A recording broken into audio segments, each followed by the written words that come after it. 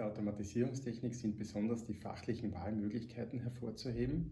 Das bedeutet, ca. 18% des Bachelorstudiums besteht aus Wahlfächern, in denen sich die Studierenden entsprechend ihrer beruflichen Notwendigkeiten und/oder privaten Interessen vertiefen können.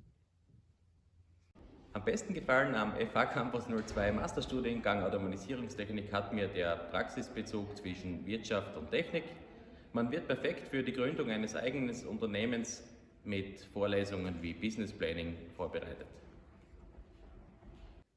Die Entscheidung für eine bestimmte Studienrichtung und eine Fachhochschule oder Universität seiner Wahl will natürlich wohl überlegt sein. Dazu gehört, dass man sich intensiv darüber informiert, welche Möglichkeiten es vor Ort gibt.